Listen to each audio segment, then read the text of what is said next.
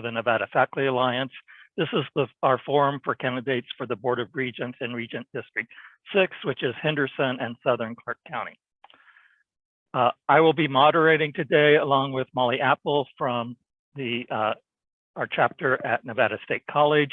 Our candidates today are Carl Catarata and Heather Brown, and Janine Dakduk. And there are two other candidates. Janine Dakduk declined to participate in our forum, and Brandon Manuel did not respond to our request. So the primary election is on June 14th. That's not too far away. And early voting starts on May 28th, which is less than a month away. This is a nonpartisan primary. So of the four candidates, the two top vote getters will proceed to the general election in November, unless one of the candidates gets over 40% in the primary. And in that case, that candidate is the winner and there is no general election. We are using a simple question and answer format in rotating, and we'll alternate between the two candidates. We have set questions, but audience members, you are welcome to submit questions.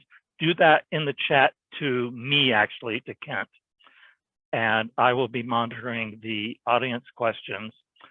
Each candidate will have up to 2 minutes for each response, and we may have some follow-ups, just depends on the flow of the forum, and we may shorten those depending on the nature of the follow-up. So again, thank you to both candidates for participating. Thank you to the NFA Governmental Relations Committee for helping organize this and helping with today's forum, and everyone attending. So before we start the questions, I would like to ask our two candidates to just introduce yourselves by stating your name, your current employment, and your city of residence. So we'll start with Carl. Hey, good evening, everyone. My name is Carl Catarata. My preferred gender pronouns are he, him. I currently live in Henderson, Nevada, right near Water Street. And my current employer, well, I'm still a student, but my current employer is the Human Rights Campaign. As the Nevada State Director, it is the largest LGBTQ organization in the country. Thank you, Carl. And Heather? Hi, my name is Heather Brown. I live in the Southwest in Las Vegas, and my current employer is a nonprofit I started. I'm the president of the organization called Startup Vegas. Okay, thank you both. Nice to have you here. And Molly, please go ahead with the questions. Awesome. Thank you both again. I'll take a chance to say it's just an honor to get an opportunity to speak with two people who are so committed to higher education in this state. And I know that we're all really excited to hear more from you about these questions. So I'm going to go ahead and get started. The first question we have for you, if you could please tell us about your experience and background that qualify you to serve on the Board of Regents, particularly your experience in higher education. What makes you the most qualified candidate? And if we could hear from Heather first for this first question. Perfect, thank you. So, like you said, my name is Heather Brown. I'm a native of Las Vegas, graduate of CCSD and NSHE. I went to UNLV. I'm a first generation college graduate. Millennial Scholarship was my ticket to higher education. While I was in school, I worked for political candidates. I was the president of like a statewide youth organization. And then I held positions in CSUN student government for 3 years, where we worked with the Board of Regents constantly. We advocated for students. Every time there was a tuition increase, we were right there in the meetings. And then part of my time at UNLV, I really wanted to leave something behind. And I worked with the Clark County Registrar's Office to bring early voting back to campus, which was the first time that had been available to students since 1994. Post-graduation, I've had a very long career in different political organizing. I worked for a national youth organization. I started my own business, which brought me overseas, and I ran a continent-wide program in Europe. I also worked for former Vice President Al Gore running a civic engagement. We worked on a lot of college campuses, and then the pandemic obviously shut us down. And then more recently, I've actually been, I started an organization here in Clark County.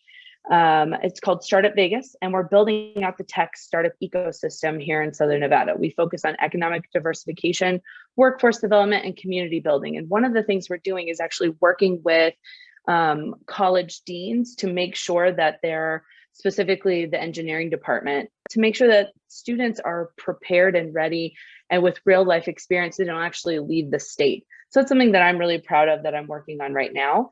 And I decided to kind of run for the Board of Regents because I was disheartened by the needs of students and faculties were being overlooked by the same people who were elected to protect them. And I decided that it was time to take my experience. Thank you, Heather. Could we hear from Carl? Yeah, thank you so much for the question, and thank you for your precious time and all the work that you have done throughout the whole entire year. My name is Carl Catarata. I'm currently a student at the University of Nevada, Las Vegas. And personally, what I think qualifies me to be most qualified for this position is that I'm currently in the system myself. You know, I have a firsthand experience that will best serve faculty, students, and staff. You know, number one, I am the only undergraduate student to be running in this race. I know that the value of every single dollar, every single tax dollar, and every single class credit that a student takes in our university system. Not only this, is that I know firsthand how hard our professors work, how hard our faculty members are working when it comes to the jobs that they have on campus. I have been actively visiting each campus, collecting information, collecting insights and suggestions on how we can best move our system forward for our system of higher education. And while I don't have my degree yet, don't count me out. You know, I have completed my minor degree in leadership and civic engagement, which I've leveraged tools and academic resources in my work serving Nevadans in both local and state government. Second, my experience in higher education, I have had the opportunity to leverage $50,000 in statewide funding in my role as chairman of the Nevada Commission on Mentoring. As a student, a part of the NFA system, I've had the opportunity to be elected as chairman of this statewide commission that is supporting young people and supporting mentors. But my experience doesn't stop there.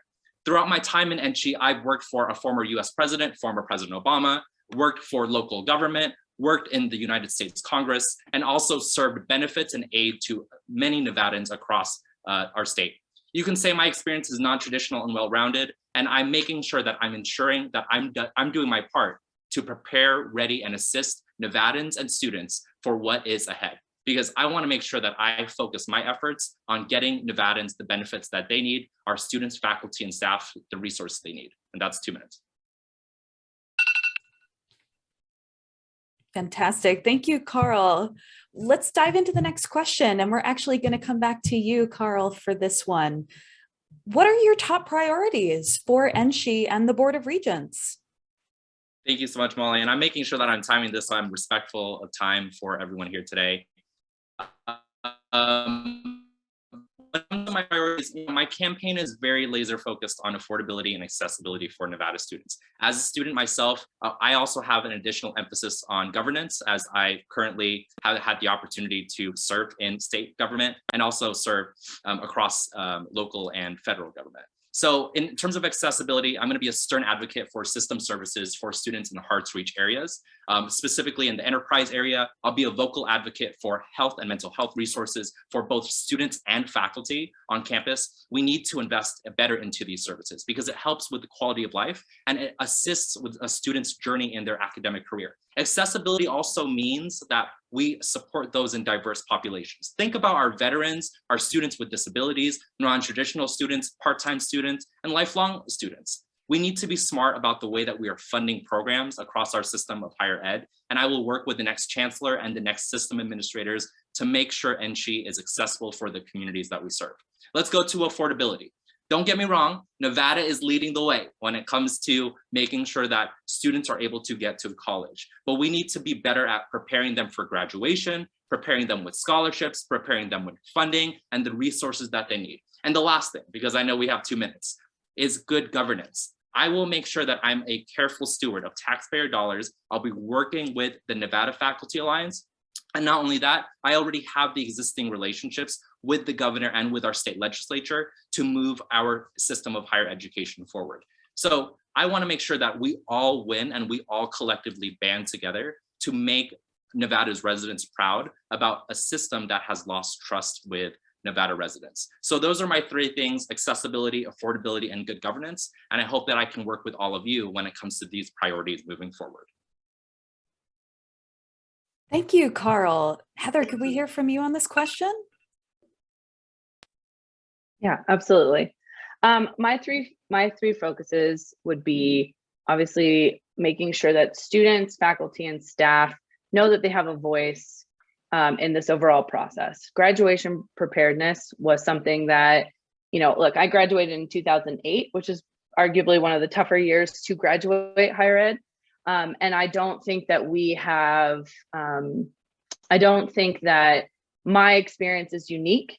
I think students leaving school right now are realizing that the job market is tough and they need to be competitive. And so, allowing different programming for students to actually feel prepared to leave college and enter the workforce. Higher ed is the number one workforce. What am I trying to say? And then with faculty, making sure that we're fiscally responsible, and then with staff that there's decorum. I think the current board has showed that decorum has not been a priority for them. And so I want to make sure that I could be helpful in bringing that wave of change.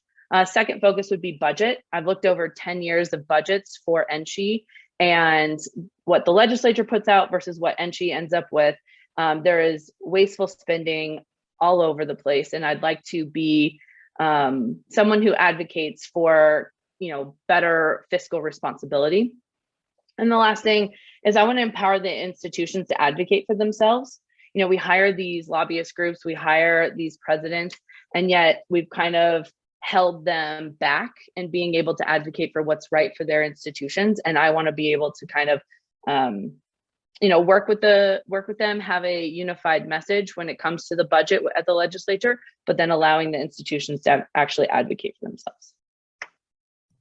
Thank you. Oh, just making sure I'm actually unmuted. Thank you, Heather. We're going to get now into some of the questions that I think are pretty urgent for our membership, we could say, certainly for all of your future constituents. So we're going to start back with you with this one, Heather. State support for higher education has been cut. State-funded faculty take-home salaries have declined over 21% after inflation over the past 12 years. In that context, in what practical ways can NSHE or the regents convince the legislature and governor to make higher education a priority? So I think it goes back to looking at the overall budget. If we say that we want excellence in Nevada's system for higher education, I heard the former chancellor say it on her listening tour several times. I hear it coming from the Board of Regents, but I don't think that actually translates into, what we're actually producing from the top down. So I think a lot of it has to do with, allocating things in the budget differently, making sure we're streamlining, we're cutting out the fat, and more money needs to go to the institutions to spend on the students and faculty. We need less administrative oversight and more money actually put into what the institutions are here for, which is training students to become, professionals, young professionals. I think that there's one example I always look at in the budgets is these larger items where, it's a computing system and we spend $18.7 million on a computing system. And from what I can tell, it's literally just a data center. So explain to me why we have given abatements to dozens of companies here in the state, and yet NSHE runs a separate computing system, and we spend $18.7 million. Only $7 million of that goes to the actual hardware. The other is $11 million in staffing. It just doesn't make sense, and I think that's just one example of where that money should be, outsourced. We spend a fraction of the actual hardware side of it, and then that money can actually be allocated to students, to faculty, even just ensuring that student tuition doesn't get increased just because we're a mismanaged budget. And so I think it's a part of, working now and working before the legislature to make sure that the legislative budget is actually worked on and it's not unbalanced. Thank you, Heather. Carl, what are your thoughts on this question? And thank you so much, Molly, for that. This is an important question that I've already had the opportunity to speak with community members, constituents, legislators, and even different local members of government. I think that number one, it's important to know that we need to rebuild trust with our legislature. We need to showcase the deliverables that we are working on across our grand and diverse NSHE institution, but more so even focusing and making sure that we advocate for the best deal for our students, faculty, and staff when it comes to the upcoming legislation ahead. One of the things that has been communicated to me from current regents and from our local legislators, and I hesitate on this because I don't want to give too much information away, is that there isn't a relationship. There really isn't a good relationship. And if there isn't a trustworthy relationship there, you cannot have good governance. And that is the first thing that I would do when it comes to making sure that we fix this issue of our budget. Number two is looking at the budget. I mean, dual enrollment, making sure that we work with the Clark County School District here in Southern Nevada to figure out how are we best supporting students from K through 12 over into when they enter a college or university. That's number two. And number three, I really like this question because I actually looked at the Center for Budget and Policy Priorities study right before this forum. And I think it's important that we need to look at making sure that regents are speaking with the stakeholders, speaking with the next chancellor, and speaking with the next system administrators on what that budget and what the proposals are going to look like before we go to the governor and before we go to the legislature. That's how I've solved issues when it comes to different items with the mentoring commission, when it comes to things in the federal government. And I hope that I can bring that same experience here for the Board of Regents. I'd like to follow up on budget related issues for instruction. And so separate from federal grants, separate from athletics money coming in, but for instruction, there are really just two main sources of fund: the state funding and student fees and tuition. In Nevada, state funding per student full-time equivalent is about average for the West, but student fees are well below average. We give students a really good deal. Given those two sources of funding, what are your views on raising student fees overall while increasing financial aid programs to those who need it? And I think Heather was first on this question. Yes.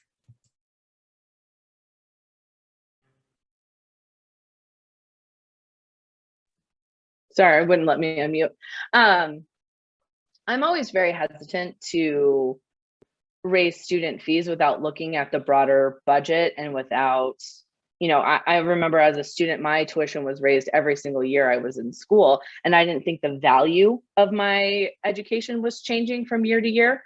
I get inflation and the rest of it. I know that we are across the board much lower in being able to actually access college with our tuition pricing. However, I also feel like there's so much waste in the overall spend per student that I would like to know where that money is actually being allocated before I would commit to actually increasing student fees. Thanks. Go ahead, Carl. Thank you, Ken, and thank you, Molly, and thank you, Heather, as well for that as well. One of the things is, as a student, I don't think I would be in support of increasing student fees, and I'll be the first one to go out into the community and say I'm not going to raise a student fee. And if I do get to the Board of Regents, I don't think that I would be in favor of that, because of the fact that in 2018, the Nevada Sagebrush had mentioned the impact of 1.8% of an increase, jumping to 3.7 increase for students. I definitely think that as a student, I definitely think that we can look and we can be strategic when it comes to upcoming miss different allocations. You know, let's be real here. $610,000 for the chancellor bailout, that's $50,000 every single month. So let's talk about that, right? Let's talk about what that money, where that money is going. And I believe if we're still paying the past chancellor that recently left our system too, right? These are important considerations that we need to look at first before we look at bearing the brunt to students. And I hope that answers the question. Thank you. Our next question has to do with collective bargaining. So the 2021 legislature gave state employees in collective bargaining units a 3% cost of living adjustment, but only a 1% cost of living adjustment to NSHE faculty. That seems to be an invitation to move to collective bargaining for all faculty at state level. What is your view of the value of collective bargaining to NSHE? And Carl, we're going to start with you on this one. Yeah, and I'll be very direct and straight when it comes to this, because I come from a family of teachers. I come from a family of teachers, and I understand the value of our professors and our teachers in our community. I am 100% in support of collective bargaining. I've had the opportunity to be supported by the Nevada State Education Association and different folks who do advocate for collective bargaining and making sure that our professors, our teachers, and our support professionals are getting the support that they need financially when they go home, but also in the classroom. And I'll be short and sweet when it comes to that question. I 100% am in support of it. I've also spoken to different unions and different groups in the community, is that any time that I'm going to be voting on a specific bid or contract, like I've had the opportunity to study during my time in local government, I will make sure that I am looking to how is this going to impact families a part of the union, and also the unions in whole. So I hope that answers the question. Thank you. Heather? Yeah. I'm not only supportive of collective bargaining, but I actually encourage it. I think it protects professors. It ensures we retain the best talent and prepares, that are here to prepare the students for a workforce. It's also easier to create a budget with collective bargaining. And this is a biggest advocate for me, is that with collective bargaining, that helps professors stay here, have a long-term plan, and they can grow roots into the community and help students year after year. I was happy to get the endorsement of the Southern Nevada Building Trades, and I think a lot of that was my history in consulting. I've worked for several unions across the United States and helped them with binding arbitration in order to get their collective bargaining back on track. And I think if that's what it came down to, as a region, I would support those kind of efforts. I'd like to follow up with just getting a little bit into the nitty gritty of collective bargaining, since you're both supportive and come from, have pro-union backgrounds. So collective bargaining negotiations at the College of Southern Nevada, which formed their bargaining unit about 5 years ago. It took over 3 years in their first negotiations to reach an agreement. That's a long time. As a way of moving the parties to a conclusion, would you support binding arbitration upon impasse, and would you support the right to strike? That's Carl first.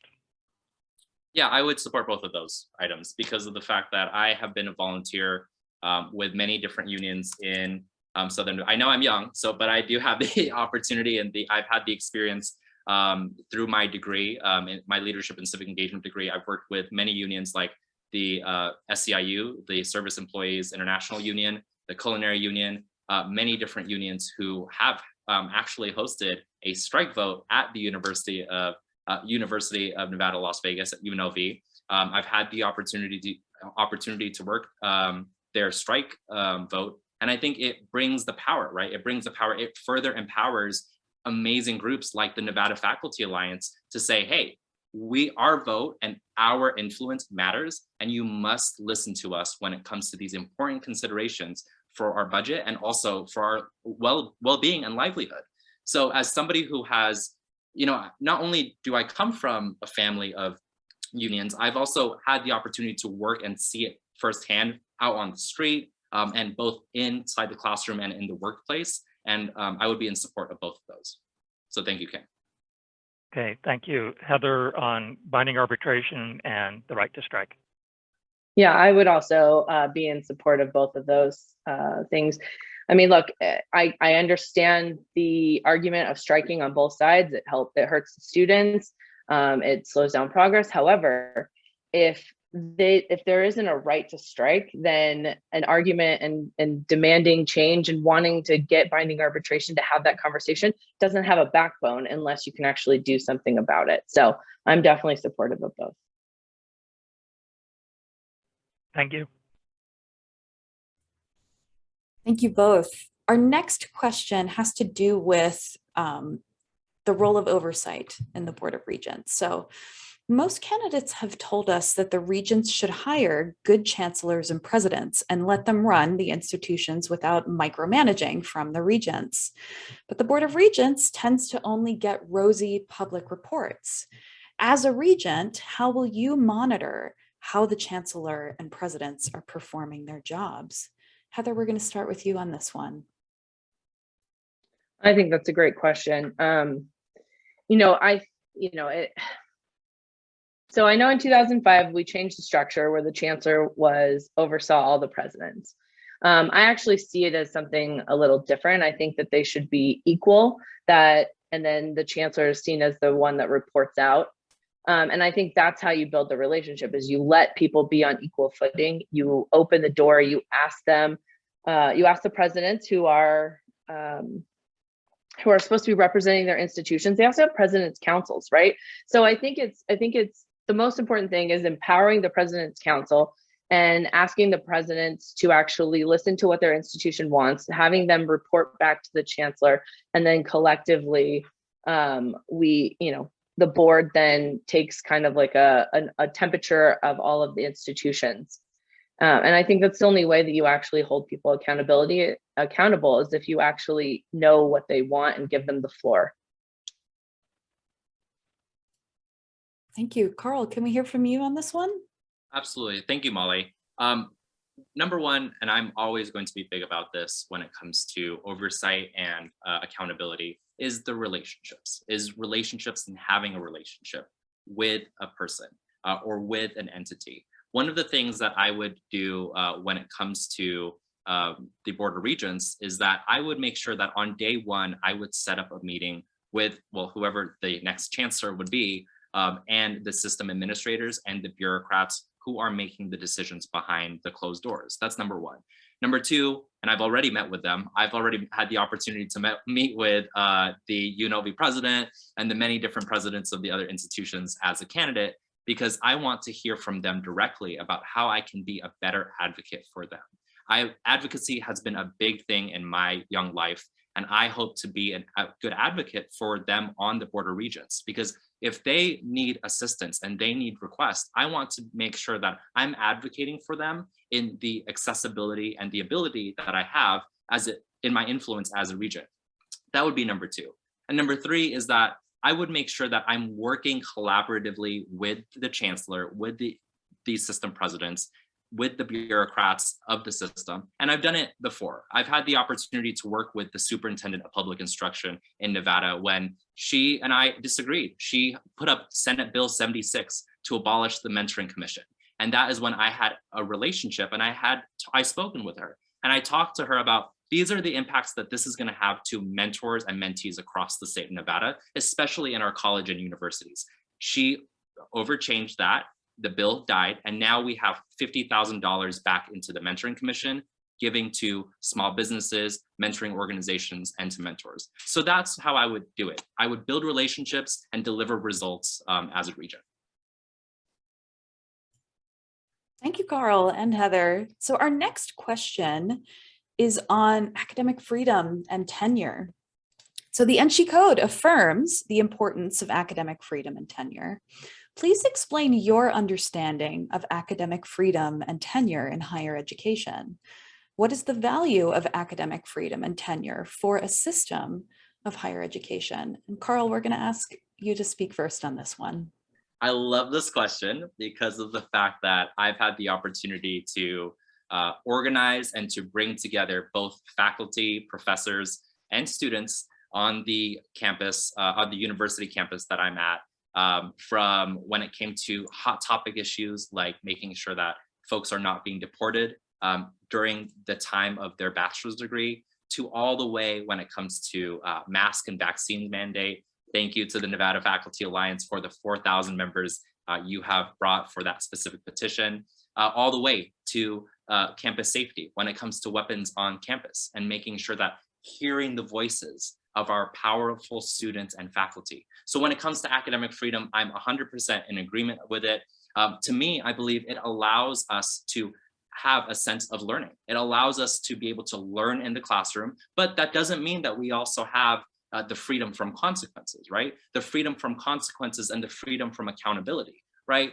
So that is how I would define academic freedom. And I've had the opportunity to see it throughout my career at my university as a student. And I've also had the opportunity to work with faculty and professors in real time, seeing how academic freedom allows us to better learn as students and better culminate a good learning experience when we finish and complete our degree in our system of higher education. Heather, what are your thoughts on this? So when it comes to academic freedom, I think, the college setting is something where you're for the first time, you're on your own, you're learning about who you are as a young adult. Critical thinking is what you're gaining in the classroom and with your professors challenging you, with your peers, right? And so I think this is the time where you grow, you gain skills, and you learn. And if there's any limitations to any type of controversial topic, or stopping different protests, or any type of activity on campus, I think you're stifling people's creativity and their futures, and so they get to actually decide who they are. So I personally think that as far as academic freedom, we need to be able to have campus be this open space where there's a dialogue and there can even be proper discourse. And I don't think that the higher education institutions should be limiting that. I'd like to follow up. Our question was about academic freedom and tenure, and I don't think either of you mentioned tenure. So I just want to follow up on that piece of it.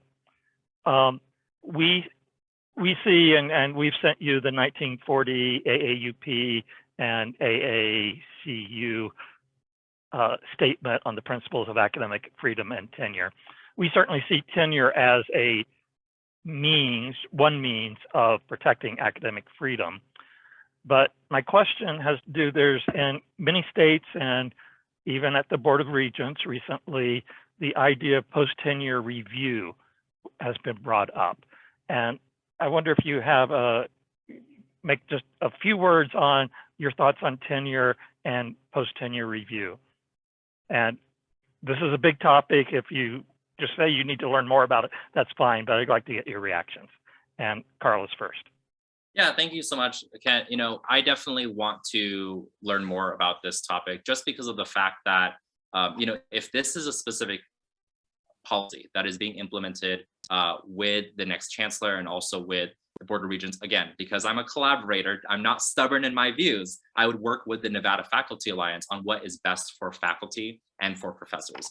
But I also do know what you are mentioning about when it comes to academic freedom and tenure, and those two specific studies. I think one of them, when I was searching it up for the petition or for the questionnaire, when it came to Chait and Ford, and the continuing debate when it comes to it. I would make sure that when it comes to tenure, that we are continually looking at professors and faculty that best serve the needs of students and staff. So, if in an extraordinary position, there is a professor that is, saying viewpoints or specifically saying things that are not in alignment with, let's do three, the university, the faculty alliance, the different institutions at the university, I think we do need to at least take and consider and take a look at it, right? Because not only do you have the ability for academic freedom, you are not protected from the accountability. if a student strikes a teacher and a teacher strikes a student, there are still laws that protect that. And there are specific follow-ups that need to be put into place. So that is how I would answer the question. I would love to learn more specifically. I know that during my time as a student, there have been no teachers in my or teachers or professors on controversial topics that have been fired from the university. So I would want to learn more about which specific ones we're talking about. Heather. When it comes to a tenured professor, I think that as long as there's a rigorous process of how they got there, right? Is it number of years? Is it publications? Is it, student evaluations? I'm not actually sure what the formula is, and I don't know if every institution is different. But I think as long as if a professor achieves tenure and they stay at the university, I don't think that excludes them from any types of like checks and balances.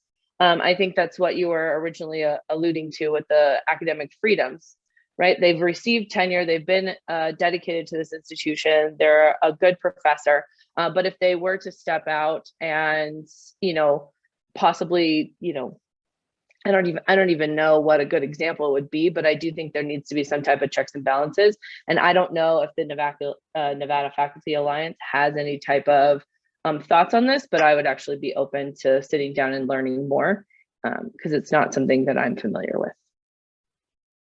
Okay, thank you both.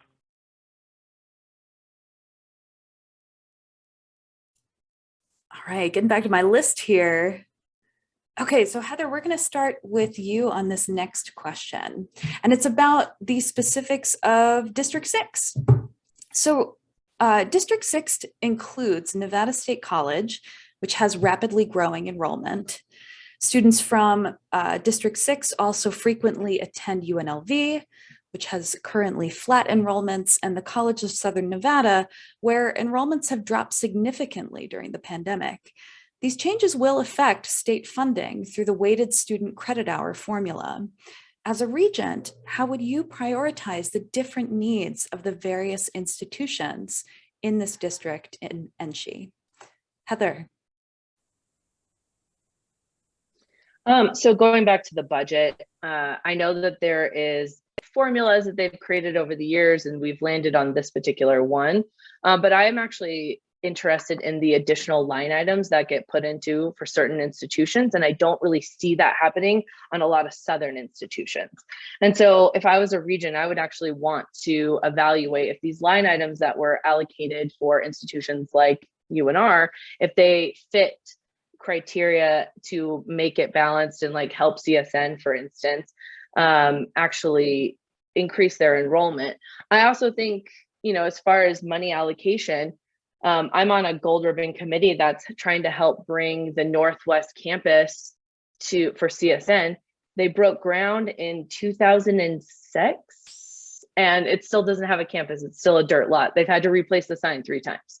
And I think, looking at what does CSN actually need? They need, CSN as an example.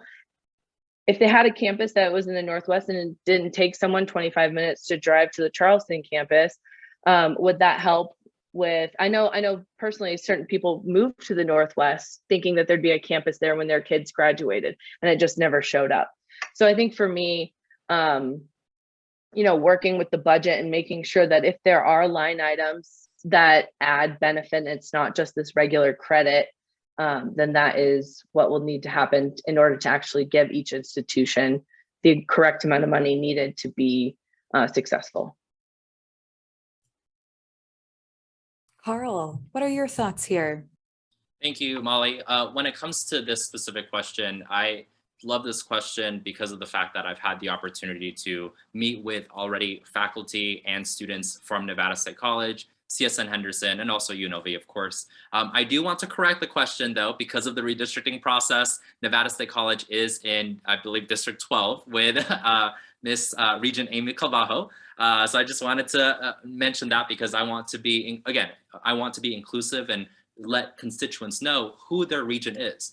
That's one of the things that I've been actively going around in the community when folks are asking about where Nevada State College is. But to specifically answer the question, I definitely think we need to look at the budget. I definitely think we need to work together when it comes to our different institutions. And I definitely believe that we need to work hard for the regions to step up and be good advocates in these spaces. But aside from these three things, a part of my plan is specifically focused on students and communities in hard to reach areas. So Nevada State College and CSN Henderson is that one of the things that I had the opportunity to work with is in East Las Vegas, because I was born and raised in East Las Vegas. There was a shuttle service from East Las Vegas to Nevada State College, and working with Nevada State College to making sure that that shuttle service for students living in East Las Vegas and them being allowed to go to that college, having the access they need to be able to join that shuttle service on a timely manner to get to their classes. Those are the small details that make the biggest impact. And that's how I would work as a region is, yes, we need to definitely relook at the budget, but what can we do to put things into action that are going to impact both our faculty and our students? And I hope that kindly answers the question. Thank you for that correction as well, Carl. And I actually am going to indulge in a follow-up question to this one. I have Kent's blessing to do so. And so I think all of the colleges that we have been talking about in this previous question have some combination of the designation of minority serving, Hispanic serving, and or Asian American and Native American Pacific Islander serving institutions. And I would love to hear from each of you. What do these designations mean to you? And how do you see that the responsibilities and mandates of these designations might need to shape your work as a regent? So to be fair, I'll go with Heather first on this follow-up. You know, I think the fact that Southern Nevada colleges have a heavy minority population speaks volumes of, you know, how diverse we are as a community. And I think that actually really helps us in, you know, attracting interesting talent and new faculty and, you know, even students from across the country who want to come here and be a part of our campus. And then Nevada State College, you know, with their high, you said it was Hispanic, large Hispanic, which is, you know, and then I didn't realize that there were shuttles from the east side, which is amazing, you know, service that we provide. You know, I think that these distinguished demographics just make us a very strong, institution to actually attract more people of color and minorities to actually attend higher ed. And it's like a lookalike audience. It's like when they see that there's diversity, then more people will attend. So, thank you, Heather. Carl. Thank you, Molly, for this question.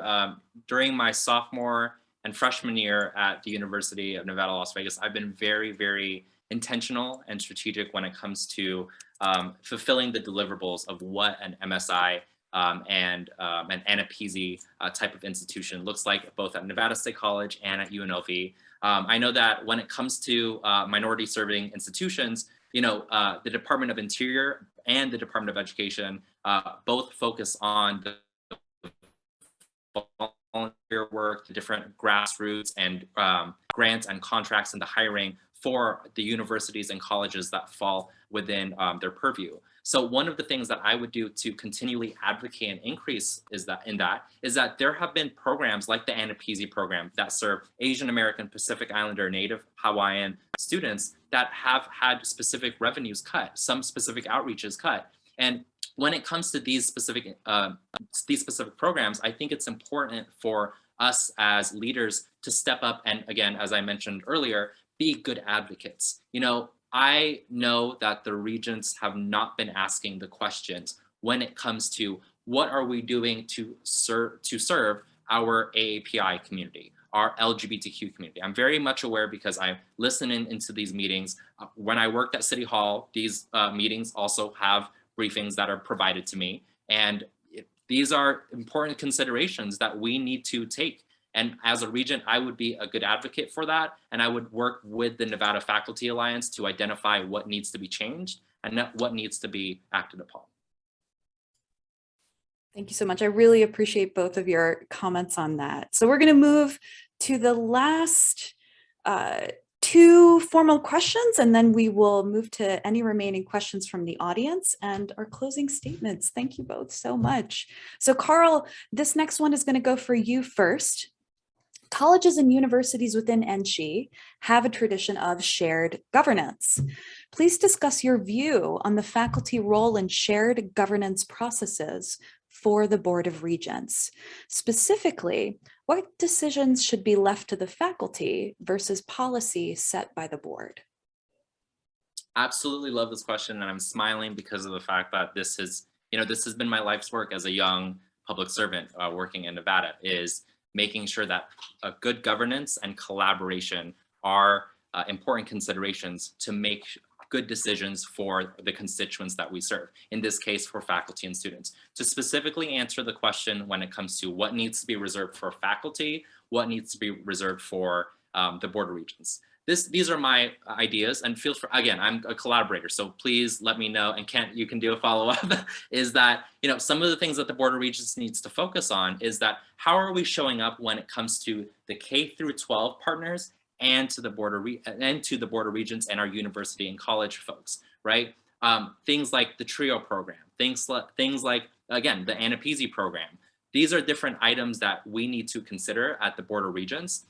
Unfortunately, the Board of Regents have not been focusing on that because of the fact that they have been out of touch with the community. And I'll say it very clearly. That's one. Number two, when it comes to what needs to be reserved for faculty, I honestly believe that faculty know their campus best. They know what specific salaries, they know the different classrooms, they know the different resources on their specific campus that they can advocate for. So as if elected regent, I would make sure that I'm a good advocate for what the faculty wants and what my colleagues on the Board of Regents want, bring that all together, propose that to the legislature. These are the funding requests that we need. Let's get it done. And let's get it done for the students, the faculty, and the staff that matter most. That's what I think about shared governance and collaborative governance. I've done so in the past when I worked in state, local, and federal government, and I'll do it again at the Regents. And I hope that answers the question of good governance, shared governance, and who plays what. And there's more to that, of course, but those are my thoughts. Thank you, Carl. Heather, what are some of your thoughts on this shared governance question?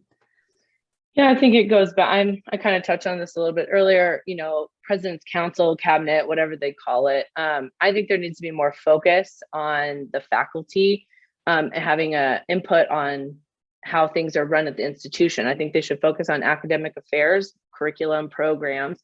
That should be dictated by the faculty. And then the Board of Regents should actually set policies created around the curriculum that's been decided.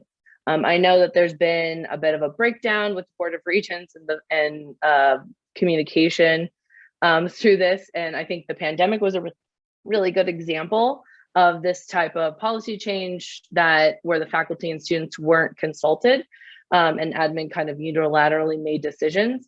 And I think as Board of Regents, it's important that we preserve the line of communication and we keep it open and we let faculty know that they are a valued part in the overall decisions. Yes, the policies will still be made by a different body, but they should be taken with the guidance from the university and college and institution presidents that have been guided by the faculty. Thank you. Okay, we're at the last formal question, and we're going to start back with you, Heather, on this one.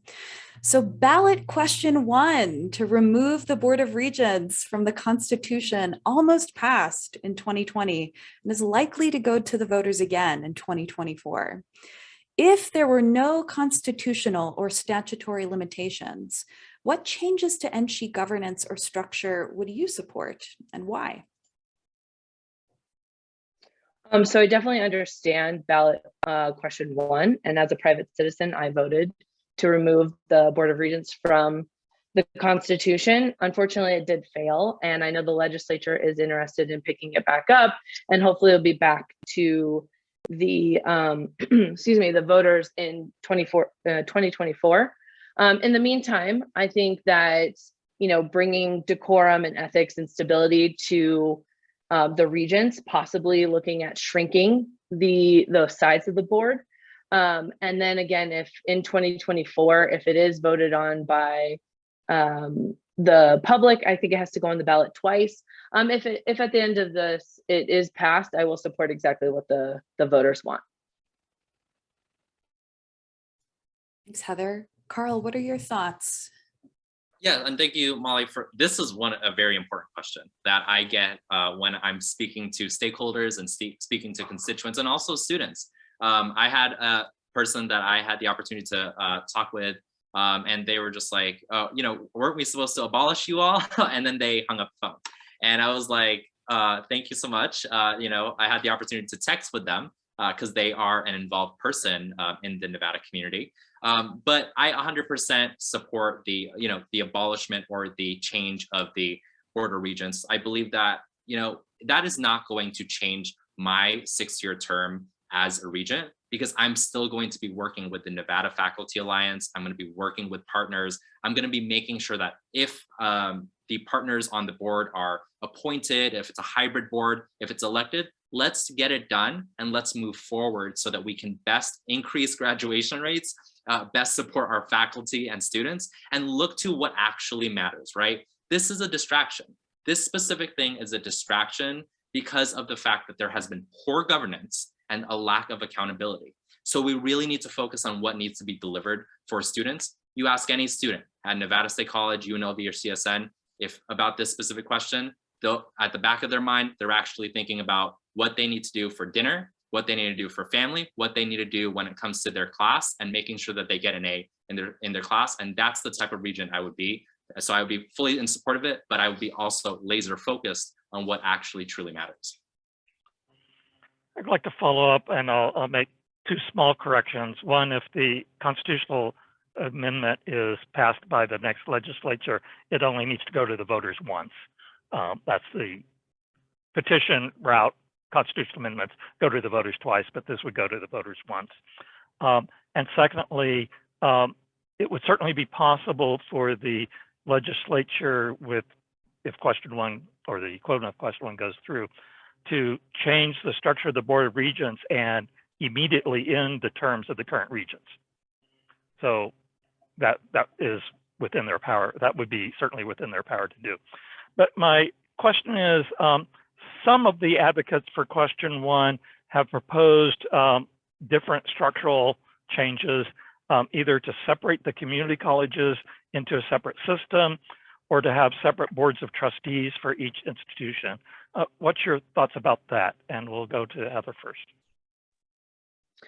You know, I've been asked this question before, and my reply will be the same. I actually don't know enough about separating the systems. I don't know the pros and cons.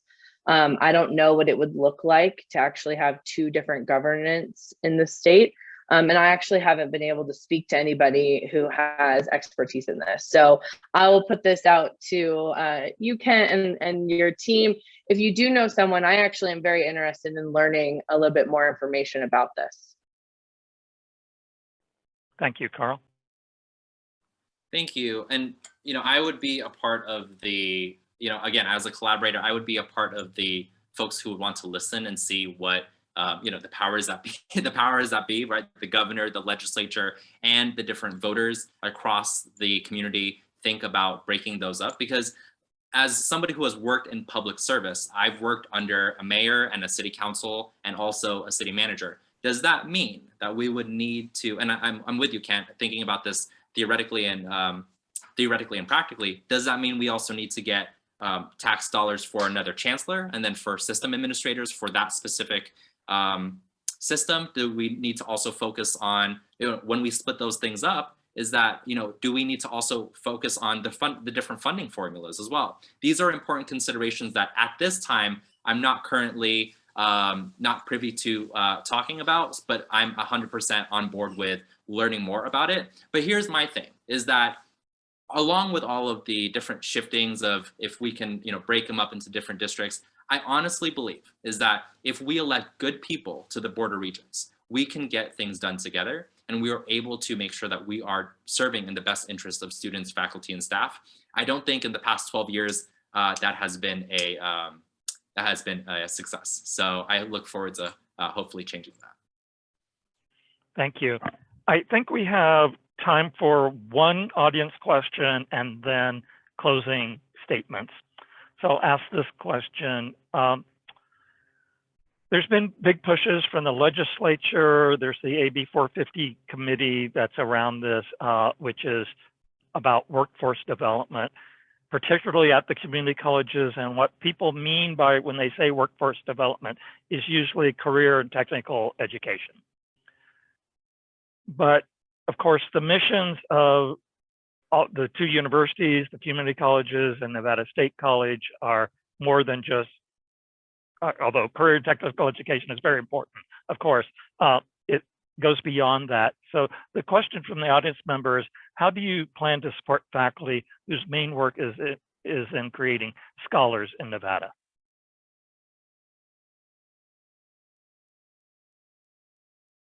Sorry, we will go with Carl first. Yeah, with Carl. Yeah. Thank you. Thank you so much. So in my role as chairman of the Nevada Commission on Mentoring, I've been baptized by fire. They've thrown me all the way in as a young person to learn more about, workforce development and how to connect mentees to the different jobs, to the different academic and job training journeys. So here's what I would do. Is that I think and honestly believe that we really need to work with the different centers on campus, like the Center for Social Justice, the CAO, the TRIO program, and the different colleges as well. When it comes to good academic services, career counseling, and then also mentorship and what that can look like. Because I believe in having a good mentor on the university campus or college campus can really speak volumes to a student's success, right? If they have a good college counselor that is walking them through the steps of their 4-year degree and allowing them to go into a specific career or going into a master's degree, for the faculty specifically, being able to identify which students they're able to assist. Like, for example, I was at Nevada State College and I was just witnessing a professor or a lecturer helping a student apply for an upcoming job. That is amazing stuff that I'm seeing at our colleges, and we need to make steady and powerful investments when it comes to that. So I hope that answers the question when it comes to this, the hot button topic, workforce development. Let's actually put that into action, and let's actually have regents that step up rather than step back and just let the universities and colleges do it themselves. Thank you, Heather. When it comes specifically to CSN, I sat down with President Zaragoza, and he actually had said that, they're really proud of their technical programs, and, they feel like they're a good pipeline and they're helping people go from high school into careers. So nobody is left behind. But to your question, for the professors that are actually on these campuses, they need to be allowed to be building programs and courses that help broaden a pipeline of folks who want the scholarship or scholar academic experience, but at affordable rates at CSN. It's not just a community college anymore. There are 4-year degrees. And so I think, as a board of regents, we have to make sure that money is allocated so those professors can provide a quality education to the people who choose CSN and Nevada State College versus going to a university. Okay, thank you. Molly, go ahead. Yeah, thank you so much to both of you for your time and commitment this evening. It has really been a privilege to get to hear from two people so dedicated, again, to the future of education and higher education in Nevada. And so we're going to go into closing statements. So you'll each have 2 minutes to give us some of your final thoughts of what you would like us to remember when we log off this evening. And Heather, we're going to start with you, and then we'll have Carl. Awesome, thank you. So like I've mentioned, I have deep roots here in Las Vegas. I grew up here. I went to school here. I even founded a small business here. And I decided to run for the Board of Regents because Nevada deserves a board that will prioritize excellence in higher education and not just talk about it. It's what our students deserve, and it's how our communities will continue to thrive. For decades, the Board of Regents have not prioritized the needs of students, faculty, and staff, and they've even mismanaged funds and created turmoil at every level. The news has been abysmal. We all know this, and it's not what Nevada needs. I understand the budget pitfalls. Like I said, I've poured over a decade's worth of numbers, and I decided to run because it's time to bring ethics and stability and decorum back to Nevada higher education system. And I want to be one of the candidates that can bring in immediate reform with a positive attitude and the business acumen that I come to the table with. Thank you, Heather. Carl. Thank you so much, Molly, and thank you so much to my opponent, Heather. Thank you so much for your time, and it's good seeing you as well. Friends, I really appreciate the time today to talk about what needs to be improved for our system of higher education, and to hear from those who are serving our students, right? Serving our students and also being there in the classroom. I want to thank the Nevada Faculty Alliance for this important forum. It's clear to me that in years past, the Regents need to step up for our students, faculty, and staff. I will be a responsible, reliable, and ready Regent. Being born and raised in Las Vegas, I've walked the bus every single day. I know the effort and the importance it is to stand up for students. As the only public servant in my race, I know that Nevadans have a clear choice this primary election. As a student and as a young person, I hope to bring a fresh perspective and an exciting and energetic perspective to the Board of Regents. Simply put, the Regents have lost trust and they have lost value in Nevada's electorate and in our students, faculty, and staff. I want to usher in fresh leadership to bridge the gaps, and I hope that my race excites you. I'm the youngest member to run for the Board of Regents, the first LGBTQ member to run, and also the first Asian American Pacific Islander to run since Lily Fong in the 1950s. With all my identities, I want to bring into Nevada Faculty Alliance's principles a reflection of our communities. So please join me as we change our system for the better. I hope that I can earn your support and your vote, and I look forward to working with all of you to move our system together forward. Thank you. So thank you both so much. Thank you, Molly, for moderating. And I'll repeat her appreciation for both of you. We have 22 candidates for 5 positions. And at this forum and the previous forum, I've been really impressed at the breadth of qualifications of all of the candidates, and that people are stepping up for this job, perhaps because of what they see with the current Board of Regents and recent news. So I'd just like to thank you again. I'd like to thank Molly for being moderator today. Thank you very much. That was great. Roberta Kaufman, who was our timer. She's a faculty member at NSC, and Cheryl Cardoza, who was our muter today and looking over Zoom things. So just thank you very much. And if the audience could show your Zoom style support Thank for you, everyone. Thank you for thank such you very good, much. smart presentations, both of you. Feel good about your candidacies, and thanks so much for being here and sharing with us. I'm Doug Unger, president of UNLV's chapter of the Nevada Faculty Alliance. Thank you. Thank you all.